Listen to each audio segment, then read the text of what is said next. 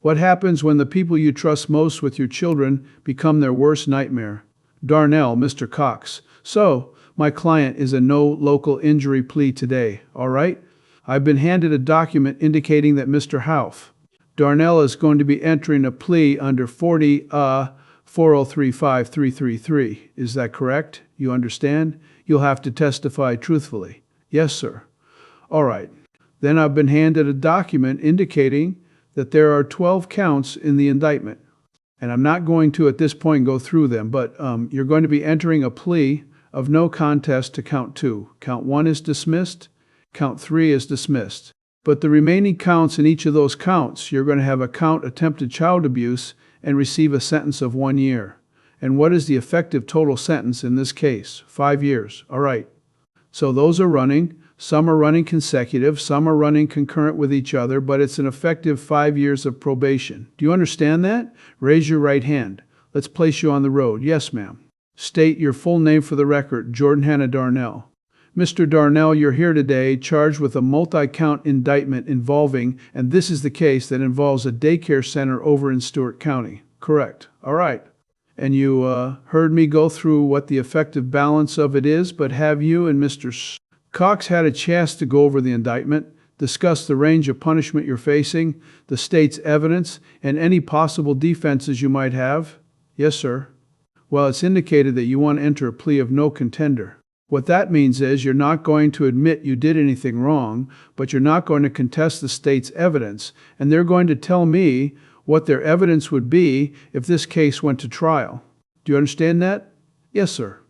You understand that a plea under this 4035-313 is basically what we call judicial diversion. And I'll get to that again in a moment, but that's a special consideration for someone who has no prior record.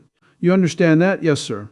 All right. Do you understand that you have the right to plead not guilty and to have a speedy and public trial by jury in this court?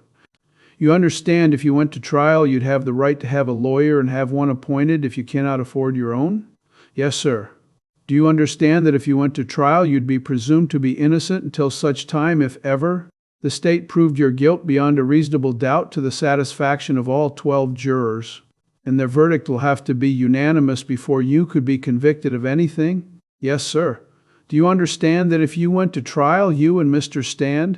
Cox could confront and cross-examine every witness the state called to testify, and you can bring in your own witnesses by using a subpoena? Yes, sir. Do you understand trial? You would be presumed to be innocent? You would not have to testify or prove anything, and no inference of guilt would arise because you did not testify at your own trial. Sir, you understand that if you went to trial and you were found guilty, you could appeal that conviction and the sentence imposed to the Court of Criminal Appeals and have a lawyer appointed to help you with that appeal? Yes, sir. You understand that by entering this plea of no contest, you're waiving your right to a trial and to an appeal. All I'm going to do is approve what your lawyer has worked out. Yes, sir. Do you understand that that's going to result in a number of convictions? Now, I explained to you that this 4035-3030 is a process that's only available to people who have no prior record and have some reason why they should be given special consideration. Do you understand that? What that means is you're handing me these pleas, and for 5 years you're going to be on probation. If you successfully complete all of the terms of your probation, which does include testifying truthfully against anyone else who might go to trial, in this case then, at the end of that 5-year sentence, you can apply to have your record expuned. It won't happen automatically. You'll have to ask the court to do that. But you understand that's an option that you will have. Yes, sir. You understand that if you violate that probation and you don't comply with all of the terms, then these will become permanent convictions, and they will be on your record in the future to make more severe the punishment you'll receive if you're ever again convicted of a crime. Yes, sir. You understand all of that? All right. You understand everything I've explained to you? Yes, sir. Do you want to enter this plea according to that agreement? Yes, sir. Is your decision to plead no contest today voluntary? Yes. Anyone forcing you to do this against your will? You understand that I can't accept your plea unless I'm satisfied that there is a basis for it and that you are in fact guilty of the charges. Now, how does the state wish to proceed since and part of this agreement? It's a no contest plea, but part of the agreement is that she'll testify truthfully against the co-defendants if any of them go to trial. Correct? So, how do you wish to plea? Do you want her to testify on the record and make an allocation right now? Are you all right? I want you to listen as the state, and if you'll step to the side. Let's let General Ellen, whose voice is, a little raspy today. Let's let her. I want you to listen because this is what they're expecting you to be able to testify in conjunction with. You understand that? All right. Your Honor, the state would put on proof that between May 1st of 2021 and March 25th of 2022, the defendant Jordan H. Darnell was under the supervision of Jamie J. Shea Clark, a co-defendant in this case at Mimi's Daycare in Stewart County, Tennessee. And during those dates, under the supervision and at the direction of Jamie Clark, Ms. Darnell periodically gave 30 milligrams of melatonin to children under the ages of 8 through the counts listed in the indictment. Your Honor, at Mimi's Daycare. While those children were at Mimi's Daycare as a result of the melatonin, had night terrors, were vomiting, weren't sleeping at night, and it had deleterious effects on their physical and mental health, Your Honor. And that's what the state would put on for proof. And also, while working there, Kristen Clark and Ethan Pulley and Jamie Clark, Your Honor, did try and take the camera down that had proof of administering of the melatonin, and we're going to hide it from law enforcement.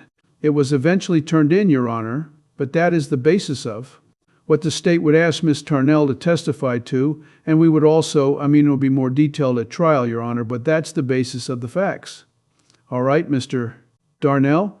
I'm not asking. I guess I am asking. Normally, I would say I'm not asking you to agree with those facts, but you understand that's what the state expects you to testify truthfully to at trial, correct? Yes, sir, all right. You understand everything that I've explained to you thus far and what your obligation will be? Yes, sir, do you understand? If you don't testify truthfully at trial, then that will violate the terms of your probation? Yes, sir. All right, are you satisfied with your attorney services? Yes. You feel like Mr. Cox has done a good job of representing you competently? Yes. Mr. Cox, do you know of any reason she should not enter this plea? I do not. Anything further from the state, the Jordan Darnell in document number 2023, CR1 upon your plea of no contest to count 2 of 1 is dismissed. Count 2, attempted child abuse. You're found guilty, sentenced to 1 year in the Tennessee State Department of Corrections, suspended of probation.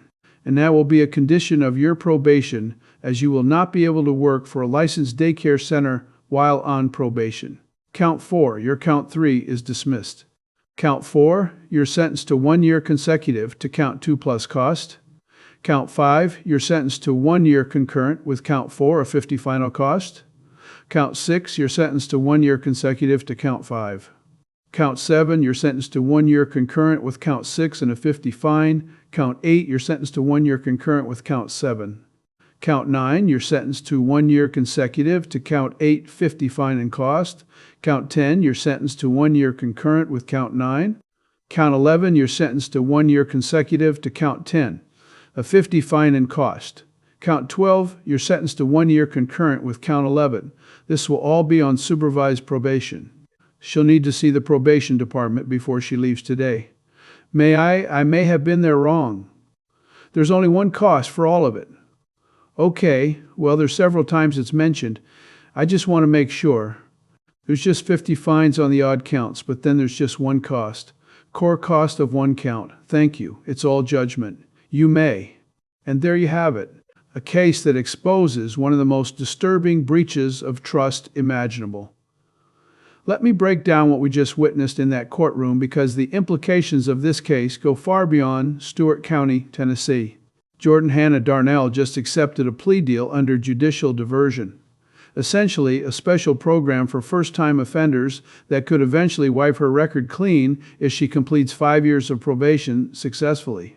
But here's what makes this deal so significant. She's now obligated to testify truthfully against her co-defendants, Jamie Clark, Kristen Clark, and Ethan Pulley, when their cases go to trial. The prosecution laid out chilling details. Between May 2021 and March 2022, under Jamie Clark's supervision and direction, Darnell administered 30 milligrams of melatonin to children under 8 years old at Mimi's Daycare. To put that in perspective, that's a significant dose even for adults, let alone toddlers and infants. The effects were devastating. Night terrors, vomiting, sleep disruption, and serious impacts on these children's physical and mental health. But perhaps the most damning evidence, the attempted cover-up. When law enforcement started closing in, the defendants tried to remove and hide surveillance cameras that captured them drugging these innocent children. That's not just child abuse, and that's obstruction of justice and shows clear consciousness of guilt. What strikes me most about this case is the systematic nature of the abuse. This wasn't a one-time mistake or poor judgment. This was a deliberate, ongoing operation that lasted nearly a year. Over 20 children, some barely out of infancy, were used as unwitting test subjects in what can only be described as a chemical restraint program designed for the convenience of daycare workers. The legal strategy here is fascinating from a prosecutorial standpoint. By offering Darnell this plea deal, the state is essentially trading a lighter sentence for one defendant in exchange for crucial testimony that could secure convictions against the others, particularly Jamie Clark, who appears to be the ringleader based on the evidence presented. It's a calculated risk, but often these cooperation deals are the key to bringing down the main perpetrators. The judge's handling of this plea was textbook, methodical, thorough, ensuring Darnell understood every aspect of her decision. The 5-year probation term with the possibility of expungement is significant, but let's be clear about what she's giving up. Her right to trial, her right to appeal, and potentially her freedom if she violates any terms of probation. Most importantly, she can never work in a licensed daycare facility again, a condition that frankly should be permanent regardless of her probation status. For the parents affected by this case, this plea hearing represents just the beginning of their journey toward justice. While Darnell's cooperation might help secure convictions against the other defendants, no legal outcome can undo the trauma these families have endured. The mother we heard in that news report finding out through coworkers that her children were drugged represents dozens of parents who trusted these caregivers with their most precious possessions, only to have that trust shattered in the most horrific way imaginable. The broader implications for daycare oversight and regulation cannot be ignored. How does something like this happen for nearly a year without detection? What safeguards failed? What changes need to be implemented to prevent future cases like this? These are questions that extend far beyond this courtroom and into legislative halls and regulatory agencies across the country. As we await the trials of the remaining defendants, one thing is crystal clear. This case will serve as a stark reminder that the people we entrust with our children's care hold an enormous responsibility, one that, when violated, demands the full weight of the law. If you found this case as shocking as we did, make sure to hit that like button. Share your thoughts in the comments about what you think should happen to the remaining defendants, and don't forget to subscribe for more jaw-dropping courtroom breakdowns. What other cases would you like us to cover? Let us know below.